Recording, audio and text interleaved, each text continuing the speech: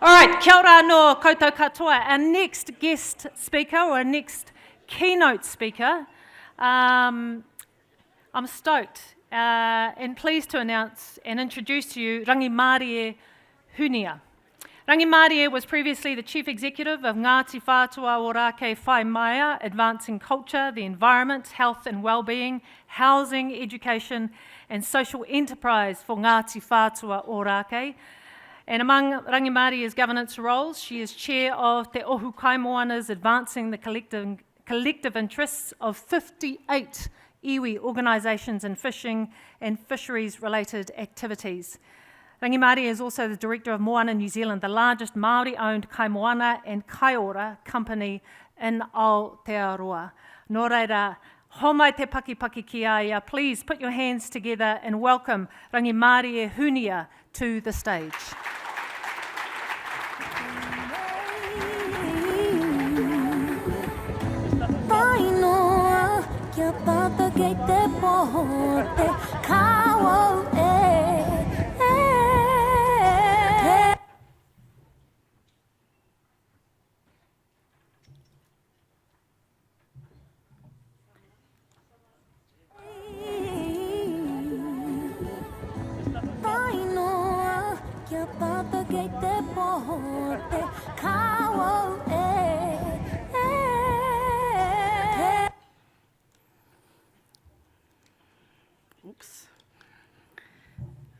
Tēnā koutou katoa. Papaki kau ana ngā tai o mihi kia koutou katoa kua tae mai raro i te kaupapa o te rā nei. Kia mātaki ake te titiro ki te waitemata e karanga nei. Kia hoki ki ngā whenua o takaparawhau e Ōrākei mihi mai. Ka tī kia tahuri ake ki ngā mate o te wā. Me ki, ko te huhua o te tau, ko te huhua o te mārama, kia rātou kua wheturangitia haere whakangaroa turā. Ka ti kei a koutou, te hunga ora tēnā koutou, tēnā tātou katoa. E mihi kau ana tēnei ki ngā kai whakahaere o tēnei kaupapa, e whakatakoto nei tēnei rā, ka nui te miharo ki te tū, ki te kōrero e pāna, ki ngā whakaaro e pāna ki te tai ao, nō reira, tēnei, te mihi, tēnā koutou, tēnā tātou katoa. Ko ai tēnei, ko Rangimarie Hunia, tōku ingoa, he uri tēnei no Ngāti Whātua. Good afternoon. A little bit overwhelming, I have to say, to be in front of so many leaders in the sports realm. I have 4 children, aging from the ages of 24, 21, she told me 22 next week and expecting a present, but 21 and a bit, 15 and 12, and I said, team, I'm going to speak in front of Sports New Zealand, and I've never heard such laughter in my house. So as I'm sitting here, I thought, oh my God, I better get here a little bit early just to get over the goosebumps and all the frights and bits and pieces. So you might be overwhelmed, but I'll be really clear, I'm more overwhelmed than you all. There's something about this idea of connections, and I want to start talking about this. When I think about the Māori word for connection, we talk about hono. Hono ki te whenua, hono ki ngā tangata, hono ki te ao. And the idea of being able to connect the land, the sea, with people so that we may thrive. And I think that is a core part of what I've heard today. So I'm going to start really briefly just by thanking Sports New Zealand for the bravery to acknowledge the importance of the environment in shaping the future of sport, recreation and play. There's a leadership challenge in front of all of us. And this leadership challenge really is starting to come in full front. We can't dodge it. The consequences of climate change are being felt everywhere. It doesn't matter where we are in the world, doesn't matter where we are on the planet, it doesn't matter what industry, it doesn't matter what field, it doesn't matter what city or suburb or community you might live in. Climate change is impacting on all of us. And as leaders, we're being asked to make some really big decisions. And the interesting thing about the decisions that we're making, whether or not that be an executive or management level and or at a governance table, The leadership decisions we are being asked to make are different in the sense that you are having to react and respond, and then you are having to think about at the same time making decisions for a generation you will never know, making decisions for a sport and or an environment that you have nothing to do with. And that is the nature of the types of decision making that I think Aotearoa and particularly iwi and Māori are having to think about right now. So I'm going to offer a couple of perspectives. I've been asked to talk about what we can learn from a Māori approach to the environment. I'll do that by talking firstly about this idea of a Māori worldview. And then I'm going to go in and have a look at two particular areas that I'm intimately involved in, and then hopefully land some ideas that I think will definitely know front of mind for ourselves, and it may be something that you want to take back to your respective areas. So that's what I'm going to cover in the next 25 minutes, so let's hopefully see how we get through this. So let's start by talking about a Māori worldview. We are witnessing a resurgence of Indigenous knowledge and growing acknowledgement of the value of Indigenous knowledge worldwide. In Aotearoa, we are seeing some progress in terms of the resurgence of Māori knowledge of Indigenous knowledge, notably the introduction of a public holiday to mark Matariki, the beginning of a new Māori year based on the maramataka, based on the lunar calendar.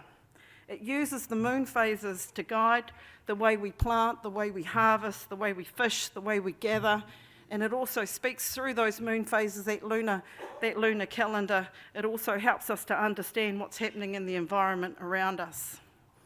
There has also been some progress in building on and advancing mātauranga across education, health, research, reo and tikanga.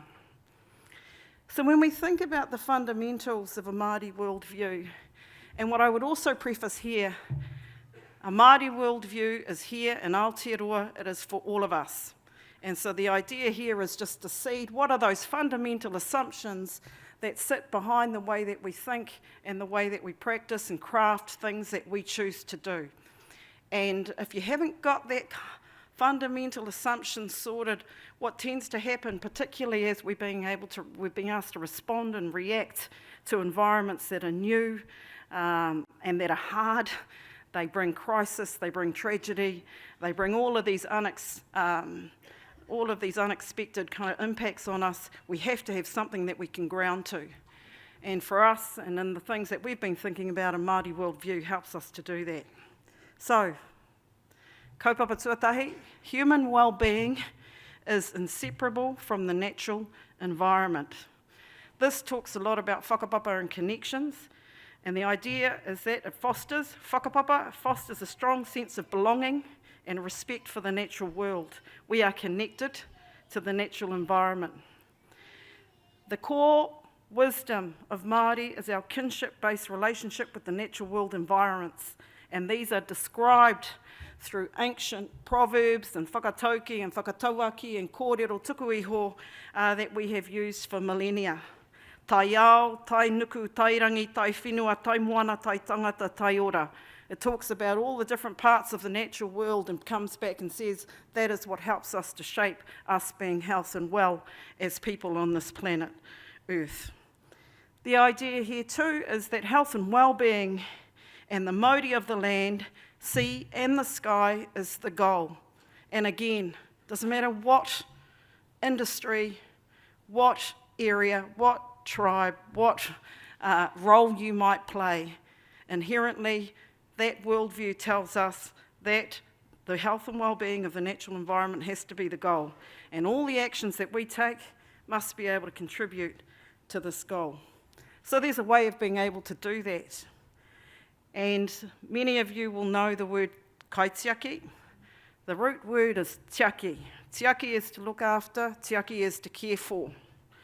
Tiaki brings a responsibility for protecting and looking after something, a taonga, for future generations. So you do it not because it brings you any personal gain. You do it because you're doing it for the future generations. For that generation, you will never know. That is, and the act of being a great kaitiaki is a kaitiaki, somebody who does that, that brings that to life. The other inherent principle sitting inside this Māori worldview is one around sustainability. Managing and using resources in a way that maintains the abundance of that natural resource. And I do want to talk about abundance rather than extinction. Abundance doesn't mean that you don't use a resource. That's not what is sitting behind this idea of sustainability. Rather, what it says is we make sure that there is resource there is taonga there for those that are yet to come. And there are different ways and different mechanisms across the world and tools we can use to help us to understand that. Being aware and practicing that in a way becomes really important in the way that you lead out.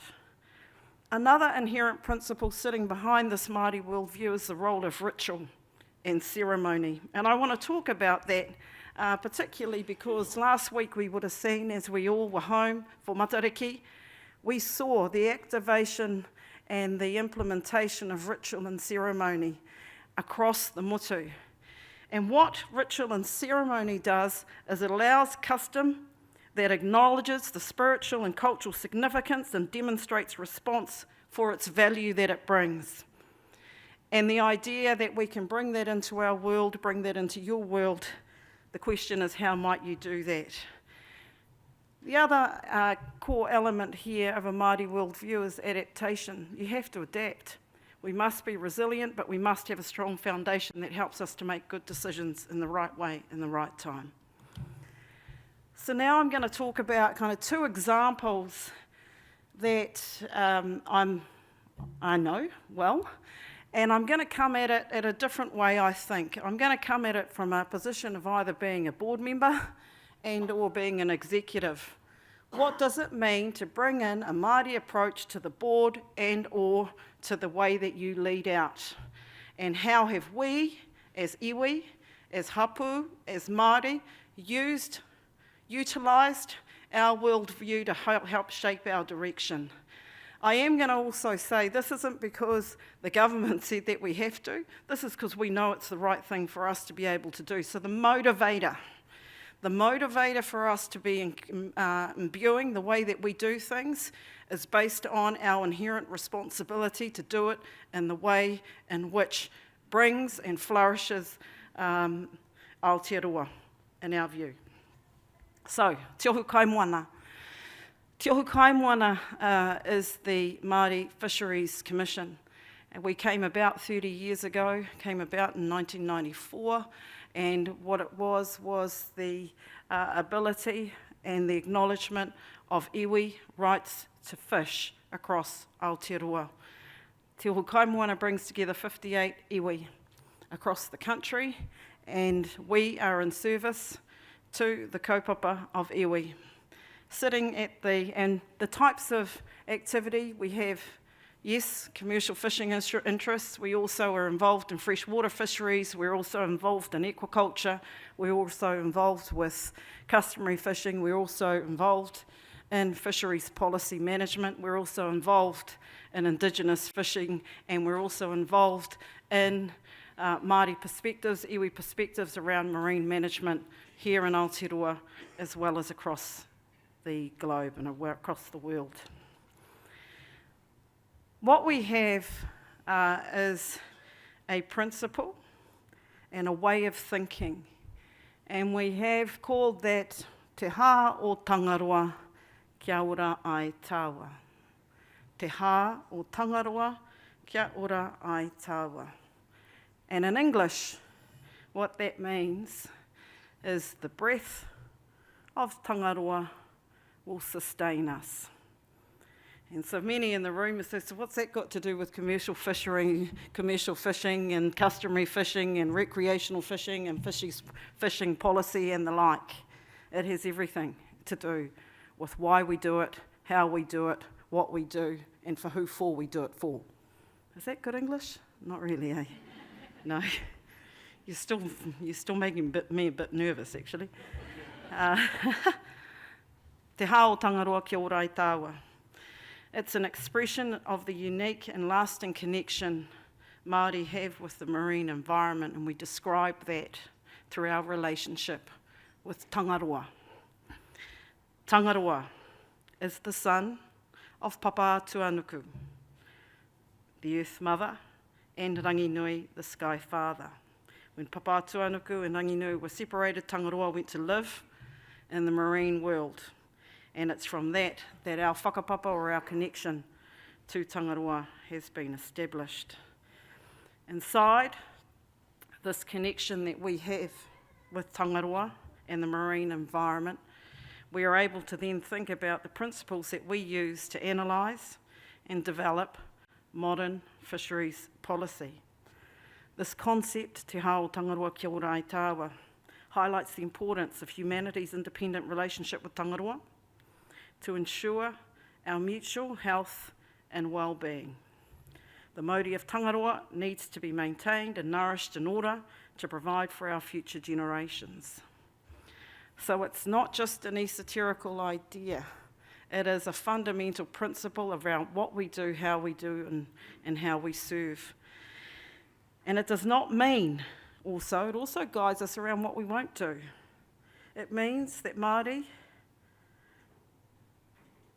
must be able to use the right to be able to gather, to harvest and to fish, but without doing that to the detriment of the other children of tangaroa. And what that means, it's the other parts. We must think about this in the broader ecosystem. And as I was listening to the earlier two conversations, I think there is a connection there, the idea that you can't just do what you want to do and stay in your lane. That does not work in our world.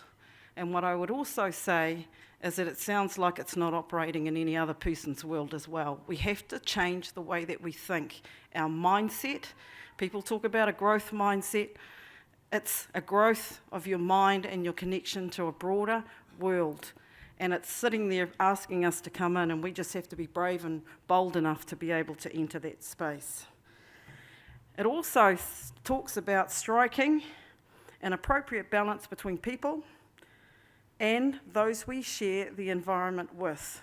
Iwi and hapu can carry on and do the work that they want to be able to realise their kaitiaki responsibilities, but we can only do that if we ensure that the bigger principle of supporting the health and well-being of the natural environment is maintained. So that is one perspective around how we have taken a Māori approach, a Māori worldview, and we're applying it into policy settings. Can I say also that we are involved in nearly every single piece of fisheries legislation and fisheries policy in this country. We are also trading in most countries in the world. And so this principle of te hao tangaroa ki Ōrākei is real today. This, as a chair of that entity, we are measuring and monitoring the performance of our management teams and all of our staff, and we have about 500 across the kāhui in terms of the work that they do. The next piece I would like to talk about is what we're doing at a hapu, and from a hapu level. Now, I'm going to assume that some of you may not understand the way in which the Māori social system is organised, but if we think about the person, a person, we have a tangata, and a tangata belongs to a whānau. A whānau is a part of a hapu is part of an iwi, and an iwi is part of a waka. And so our social system is as vibrant today as it was thousands of years ago. And so I've talked about the way that iwi are collectivising to advance a Māori approach to the marine environment. And now I'll talk about a hapu, or a sub-tribe, and how they are advancing their view and their perspectives of the natural world. I took this on Saturday. It shows you I was really thinking, and I've just learned how to use portrait on my own iPhone. So I've actually got about 30 of these, and this was the best one that came. So by the time I got to the end, they were a little bit hoha, but there they are. This is my family. The one in the front is my nephew. The one to the left are my cousins. The one on the right are my cousins, and all the boys at the back. I'm auntie, which is why they're smiling, because they're a bit nervous about auntie. But look, I think what I want to talk about is how a tribal community takes control of its own circumstance and takes deliberate actions to reconnect with something that's really important. This particular area here is only 6 kilometres away. It is in Ōrākei. It is on Takaparawhau, Bastion Point, and we also have Pourewa, which is 30 hectares. And what happened was 5 years ago, the thought of having Pourewa return back to Ngāti Whātua for us to be able to reconnect with that whenua became a possibility. And the first thing that we did is we gathered around and we figured out what is it that's important. And having our people being able to bring that to life became really special for our old people and for ourselves. And so there is a saying here, ko te toto o te tangata he kai, ko te oranga o te tangata he whenua. Pourewa, and I'm going to show you a little bit about what goes on there. Pourewa is the manifestation of creating Ngāti Whātua Ōrākei's meaningful connection to the whenua. And you have to understand the context that we're coming from to understand why such a stance is so important. By 1950, Ngāti Whātua Ōrākei had a quarter of an acre. And that quarter of an acre, for many of you will be very common, it was a cemetery. It was an urupā. That was the only whenua that Ngāti Whātua Ōrākei would have left. And I always talk about this in the sense that this isn't too far. My mother was born in 54, and the land was taken, the last piece, the quarter acre, was in 51. So my mother, and she was number 3 of 5, so the others were still are there.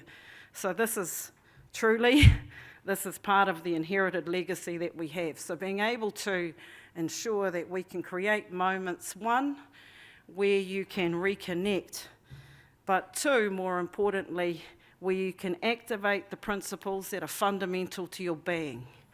And so what happened in 1991 when we did get that land back, the first thing that our elders said was the best demonstration Ngāti Whātua can give to Tāmaki, to Auckland, and to the rest of the world is to manaaki. Manaaki is to be able to share, to be able to undertake your host responsibilities. The way that Ngāti Whātua would do that is they would get that 60 hectares and they would give it back into a reserve for the trust and for the benefit and use of all Aucklanders. So this is just as much a part of you, for those of you that are living in Tāmaki, as it is for my people at Ngāti Whātua. So let's get back to ko te toto o te tangata he kai, ko te oranga o te tangata he whenua.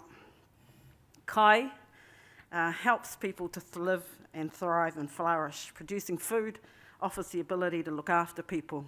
So for us, particularly at Pourewa, that became a really important principle. And timing is key. At the time when we took that back 5 years ago, we had 2 years to be able to activate it. Lo and behold, COVID would hit this nation. By that time, we had a fully operational nursery, and we were able to make sure that everybody in our community was well looked after with kai. Ko te oranga o te tangata he whenua, the idea that our sustenance and our well-being is nurtured and nourished and provided for. As we look after that whenua, so too does it give back to us. I'm going to show you a day in the life, and I think some of you may have been there, because of all things in the world that they wanted Rangimarie to talk about today, it was about the mara. So we call it the mara, our mara, and this is a day in the life. They did this for me last week.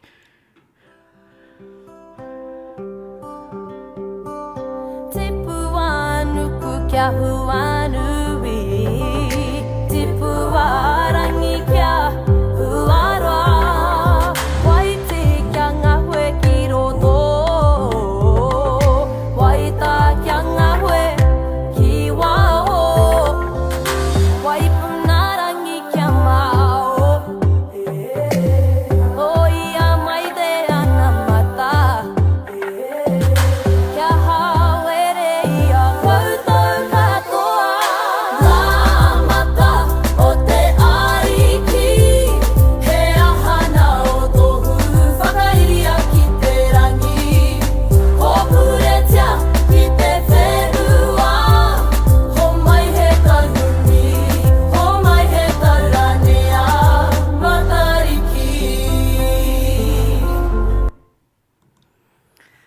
takes us to the next part of our next iteration of what we will be doing there. You will see down on the bottom left-hand side, and that actually is on that picture there, that map down there on the left-hand side, we are bringing to life on the right-hand side. So they were doing all the planting on Saturday. What we've decided is that not only do we need to grow kai, but we will also be focusing on rongoā, and we will be focusing on medicinal products to support the health and well-being of our people. So what you've got is the map of how we're thinking about doing that, everything from the pāharakeke and a mara tupuna. So we know we have to be able to educate and to be able to celebrate our ancient gardens of tāmaki. Equally, what we've done is thought about the different parts of the body and what we would do, what we would plant, and the types of rongoā that we would grow to be able to support that in times when people are unwell or where they want to bring to be a lot healthier. And so over there at the top there in the video, what they were doing is planting at the top of the bed, and we're going to focus. Apparently we can't see very well, so we're going on eyes, and the men don't listen very well, so we're doing ears. Women can't see, men can't listen. So eyes and ears, here we come. But look, all we're showing here is practical steps that hapu and iwi are taking to bring together and to celebrate a view of the world. And again, I'm going to labour the point, it's not just our view to have, it's a view that can be shared with the rest of the nation. So what sits in here? You can see that we've got food, you can see that we've got medicinal properties growing, the rākau growing here. You can see we're doing some policy work at a national level. What's the design principles? And I think this might help for those of you in the prospective roles. First, we have committed to design a future for generations we will never meet.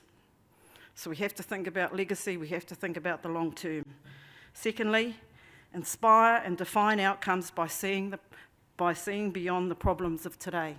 So we're starting to think about not just what's in front of us, but what we can see happening. And so understanding global megatrends, understanding what's happening and all the innovation that's occurring across the place is important. Informed and guide decision making, including strengthening the team's ability to say no.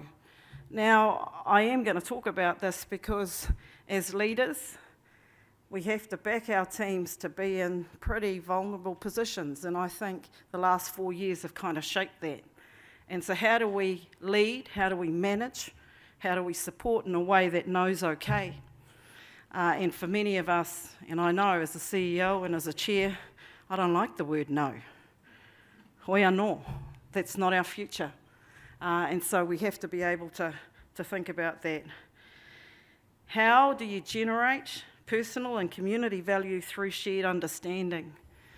I think that's really important in the time we're in, that we think about shared understanding, not just mine, that's yours, and never shall the twine meet.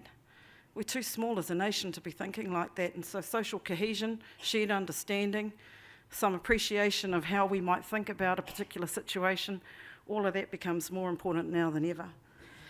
And then the idea of, for us, the design principle of challenging complacency and raising expectation for excellence.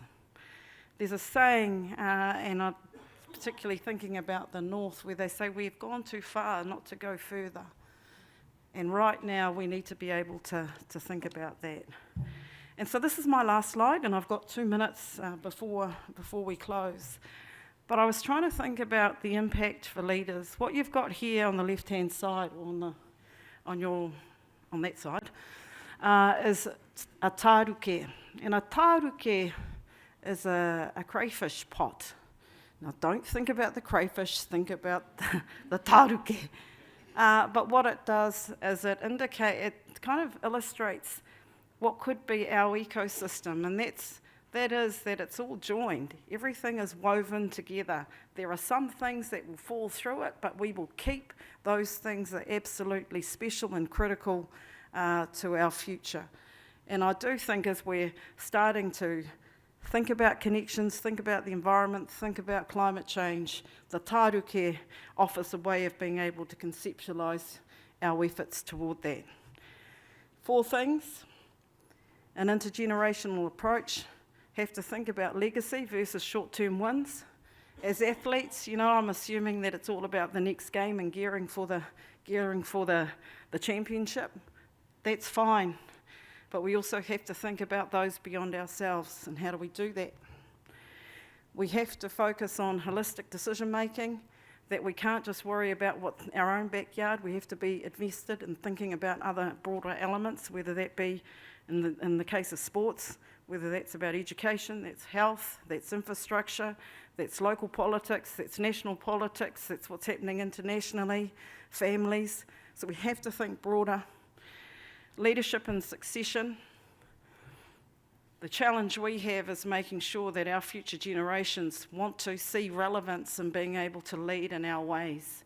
And I worry sometimes that we're not taking them with us on the journey, and we're not giving them enough of a chance to be able to come through. And so all of us have a potential to try and nurture, grow, and ensure that happens. And then the last piece here is cultural capability. That is our superpower here in this country, our cultural capability. And again, that's for all of us to be able to go down on a track for. So with that, I want to thank you for the opportunity to spend some time with you this afternoon. Tēnā koutou katoa.